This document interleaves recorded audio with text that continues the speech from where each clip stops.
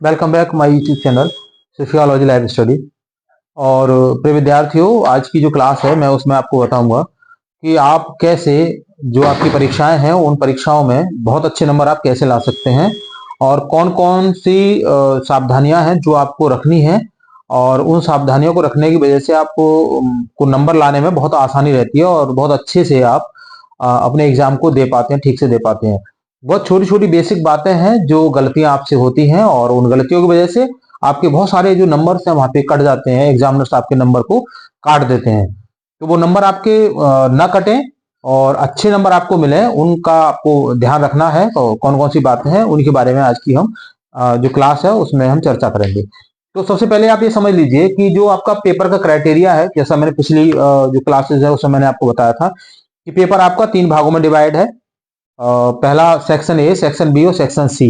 Section A में 5 question हैं जो आपके अति लघुत्तरीय हैं, very short answer type question है। सेक्शन बी में शॉर्ट आंसर टाइप क्वेश्चन है, 5 क्वेश्चन है वहां पर भी। और जो सेक्शन सी है वहां पर 3 क्वेश्चन है और लॉन्ग आंसर टाइप क्वेश्चन है।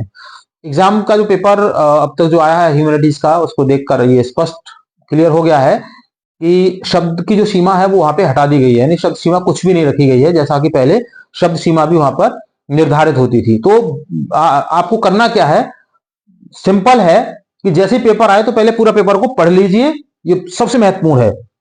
उसको आप देख लीजिए, अपने एडमिट कार्ड से मिलान कर लीजिए कि पेपर का जो कोड आपके एडमिट कार्ड पर दिया हुआ है वही उस पेपर के ऊपर उस पेपर कोड है या नहीं है। अगर वो पेपर कोड चेंज है तो आप तुरंत जो इन्विजिलेटर आपके रूम में है उनको बताइए और उसको आप करेक्ट करा लीजिए, यानी उसको चेंज करा लीजिए। कई बार ह्यूमन एरर की वजह से ऐसा कभी कभी हो जाता है, वैसे इन बातों को विशेष ध्यान रखा जाता है। फिर भी दूसरा सबसे महत्वपूर्ण है कि आप सीटिंग प्लान को देख लें। कॉलेज में एंट्री करने जैसे आप करेंगे तो वहां पर सीटिंग प्लान लगा हुआ होगा बोर्ड पर, अपने अनुक्रमांक का आप मिलान कर लें उस जो बोर्ड पर लिखा हुआ है उस रोल नंबर से। वहां पर अपना रूम नंबर देख लें, जिस रूम में है उस रूम में आप टाइम से पहले पहुंच जाएं। एक बात मैं आपको और बता दूं कि आपकी जो परीक्षा है वो सुबह 9 बजे से 11 बजे तक है और लास्ट जो आपको एंट्री का टाइम है वो 9:15 तक है, यानी 9:16 पर भी अगर आप कॉलेज में अंदर जाएंगे तो आपको हिंदू कॉलेज एंट्री आपको नहीं देगा।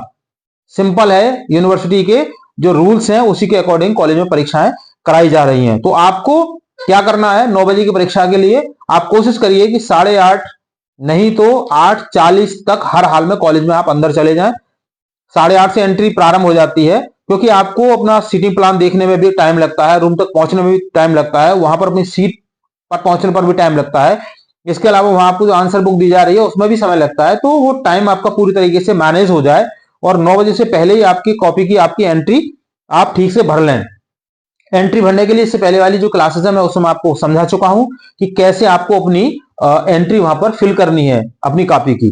तो टाइम मैनेजमेंट सबसे जरूरी है और टाइम से पहले आप पहुंचे और पूरा सुनिश्चित कर लें कि जहां आप बैठे हैं वो आप ही की सीट है। जब आपके पास पेपर आ जाए तो पेपर का अपने एडमिट कार्ड से मिलान कर लें कि जो आपका एडमिट कार्ड में दिया हुआ कोड है वही इस पेपर का कोड है, कोई उसके अलग नहीं है। अब आते हैं मूल बात पर। जैसा मैंने अभी आपको बताया है कि 3 पार्ट है इसके, सेक्शन ए, बी और सी। ठीक है, उस पर हम आज बाद में आएंगे।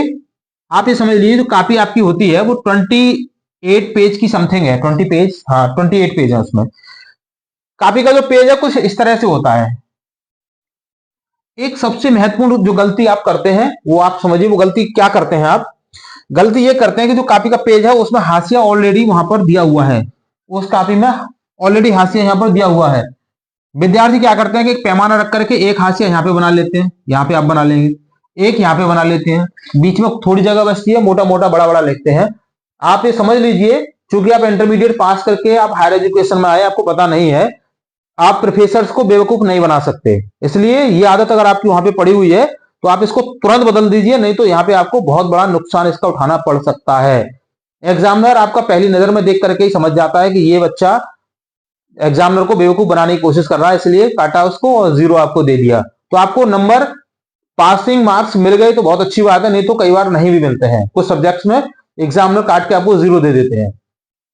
आपको कुछ भी नहीं करना है, यहाँ पर कोई हाशिया वाशिया नहीं बनाना है, बिल्कुल सिंपल दूसरी जो सबसे महत्वपूर्ण बात वो ये है कि जैसे मान लीजिए आपका ये पेपर है, ये पेपर है, एक एग्जांपल के तौर में आपको समझा रहा हूं। जैसे मान लो पेपर है, इस पेपर में सेक्शन ए है, तो आप सेक्शन ए से ही शुरुआत कर रहे हैं। ये ध्यान रखिए, section A B C 3 section है, अपनी शुरुआत सेक्शन ए से ही करिए। Very short answer type questions हैं, वहां से शुरू करिए। कई बार बच्चे गलती क्या करते हैं कि लॉन्ग से शुरुआत कर देते हैं, कर तो देते हैं, कर सकते हैं, कोई दिक्कत नहीं है उसमें, लेकिन एक सामान्य मनोविज्ञान आप इसको समझ लीजिए कि अगर लॉन्ग आंसर टाइप क्वेश्चन पहले करना आसान होता तो एग्जामिनर जिसने पेपर बनाया है वो लॉन्ग आंसर टाइप को पहले ही रखते ना। पहले उन्होंने वेरी शॉर्ट को क्यों रखा है, फिर शॉर्ट को क्यों रखा है, लॉन्ग को लास्ट में क्यों रखा है? ये पूरी एक स्ट्रेटेजी होती है, एक पूरा इसमें साइकोलॉजी होती है, पूरा एक मनोविज्ञान होता है इसका पेपर का। तो आपको क्या करना है, स्टार्टिंग सेक्शन ए से ही करनी है। और यहां पर आपका ये जो बॉक्स दिया हुआ है ऊपर जो स्पेस है, वहां पर आप क्या लिखेंगे, आप लिखेंगे, डाल देंगे यहां पर सेक्शन ए, सेक्शन ए।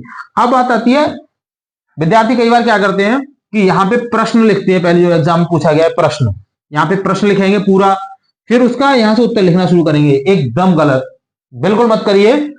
आपको क्या करना है, यहां पर सीधा आपको डालना है आंसर नंबर, आंसर नंबर। आप हिंदी के विद्यार्थी हैं तो उत्तर नंबर भी लिख सकते हैं, आंसर नंबर 1।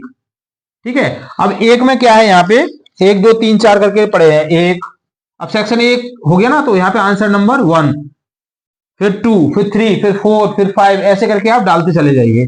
अब चूंकि ये जो सेक्शन ए है ये वेरी शॉर्ट का है, तो आपको क्या करना है, उसका आंसर आप यहां से लिखना शुरू कर दें, यहां से उसका आंसर लिखना शुरू कर दें।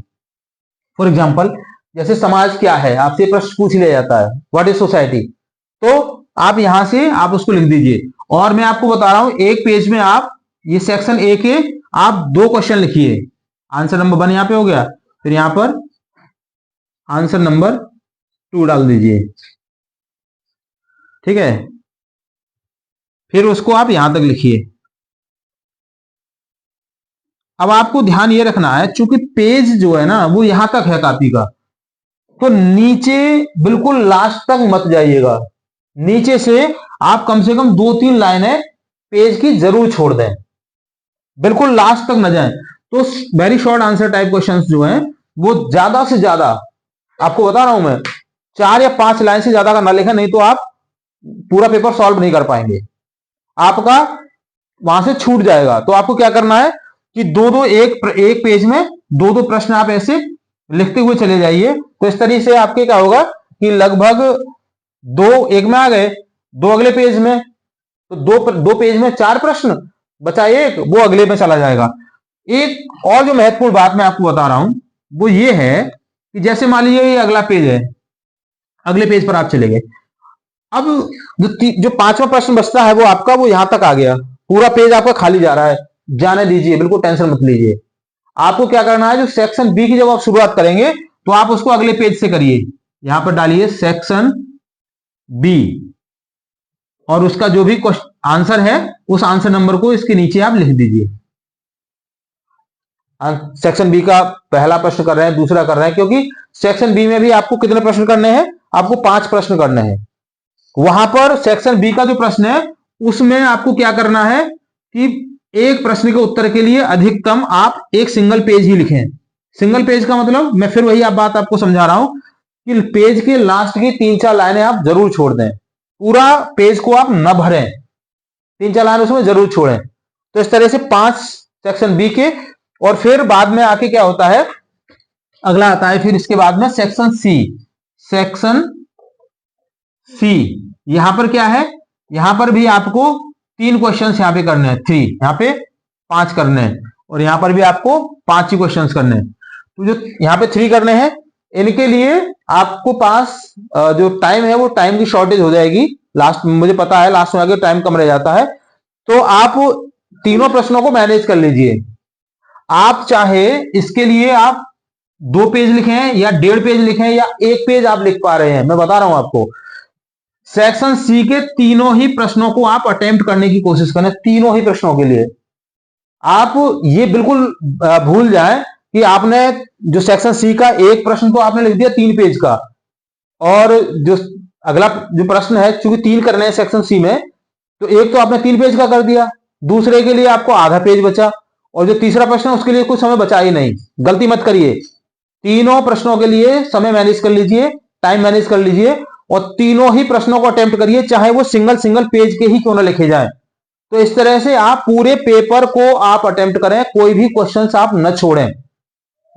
ये सोच करके कि एक प्रश्न आप बहुत अच्छे तरह से कर पा रहे हैं, अगला प्रश्न होगा नहीं होगा कोई दिक्कत नहीं, छूट जाएगा, गलती मत करना।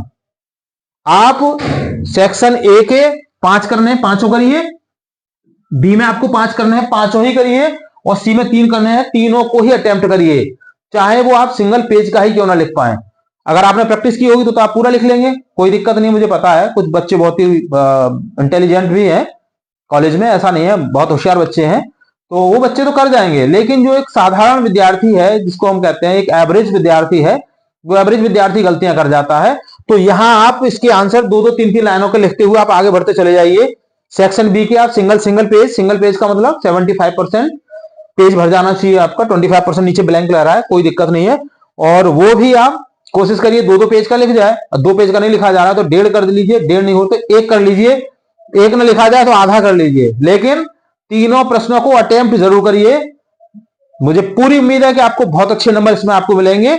और इसके अतिरिक्त अन्य कोई भी जानकारी अगर आपको चाहिए तो आप मुझे कमेंट सेक्शन में लिखकर बता दीजिए, मैं कोशिश करूंगा कि उसका जवाब आपको समय रहते आपको दे दूं। मेरी बहुत सारी शुभकामनाएं आपके लिए हैं। अच्छे से तैयार करिए, अच्छे से एग्जाम देके आइए, और चैनल पर नए हैं तो सब्सक्राइब कर लीजिए, वीडियो पसंद आए लाइक शेयर कीजिएगा। मिलेंगे अगली क्लास में, तब तक के लिए जय हिंद।